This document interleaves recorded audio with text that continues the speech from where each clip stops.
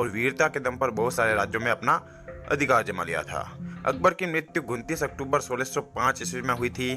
उसके निधन के बाद उसका पुत्र नसरुद्दीन सलीम जहांगीर मुगल साम्राज्य का नया शासक बना। लेकिन आज के वीडियो में हम आपको बताने वाले हैं कि बादशाह अकबर की मृत्यु कैसे हुई। तो दोस्तों, आप देख रहे हैं मिस्टीरियस हिंदी। मेरा नाम है कृष्णा राजपूत। तो चलिए दोस्तों, शुरू करते हैं। अकबर का राज्याभिषेक 14 फरवरी सन 1556 को हुआ था। उसके दरबार में एक बुद्धिशाली बीरबल भी थे, जिनके किस्से बहुत ही रोचक और शिक्षाप्रद हैं। अकबर ने दक्षिण भारत के दक्कन के भाग को छोड़कर लगभग समस्त भारत पर विजय प्राप्त कर लिया था।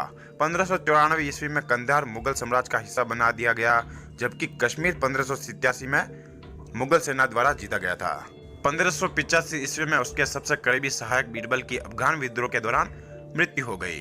उसके अलावा 1595 ईस्वी में अकबर के कवि दोस्त भेजी की भी मृत्यु हो गई। अकबर ने स्वयं अहमदनगर के मुगल अभियान में नेतृत्व किया, जबकि विपक्ष में अहमदनगर की शासिका चांद बीबी ने अहमदनगर की सेना का नेतृत्व किया था।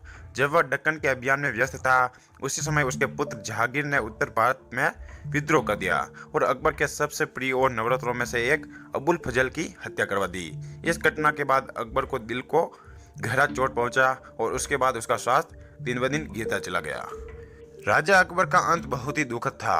राजा अकबर के पुत्र सलीम अपने पिता के खिलाफ विद्रोह करते थे। वह तरह तरह के षड्यंत्र बनाते थे। अकबर अपने पुत्र सलीम के इस तरह के कामों से बेहद दुखी रहते थे, लेकिन वह ना चाहते हुए भी अपने पुत्र की गलती को माफ कर देते थे। एक दिन अकबर को विचार आया कि अपने राज्य का उत्तराधिकारी बड़े बेटे शाहजहां खुसरो को बनाए, लेकिन समय के साथ अकबर की विचारधारा खत्म होती गई और अकबर ने शाहजहां खुसरो को अपने राज्य का उत्तराधिकारी भी नहीं बनाया। इससे उसकी अकाल मृत्यु हो गई और जब राजा अकबर मृत्यु शैया पर लेटे थे, तब उन्होंने अपने पुत्र सलीम की सारी गलतियों को माफ करके उसे ही अपना उत्तराधिकारी बना दिया। इस तरह से 63 साल की उम्र में अकबर की मृत्यु हो गई। अकबर की मृत्यु आगरा के फतेहपुर सीकरी में हुई थी। इतने बड़े सम्राट की मृत्यु होने पर उसकी अंत्येष्टि बिना किसी संस्कार के जल्द ही कर दी गई। परंपरा अनुसार दुर्ग में दीवार तोड़कर एक मार्ग बनवाया गया तथा उसका शव चुपचाप सिकंदरा के मकबरे में दफना दिया गया। अकबर की मृत्यु के संबंध में एक जनश्रुति प्रचलित है। अपने जीवन के उत्तरार्ध में वह अपने उपद्रवकारी उमरावों को विष की गोलियां देकर मारने लगा था।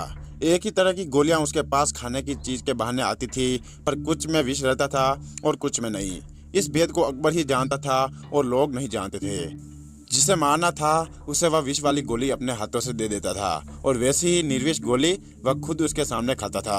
एक बार उसने सिंध के थत्ता नामक रियासत के गवर्नर गाजी खां को इस तरकीब से मारना चाहा, पर गलती से गोलियां बदल गई और विषाक्त गोली खाकर अकबर ने अपने ही हाथों से अपनी हत्या कर ली। कई अंग्रेज ग्रंथकारों ने इस बात को लिखी है। टोट साहब ने बूंदी के इतिहास में मांस के संबंध में ऐसी ही घटना का उल्लेख किया है।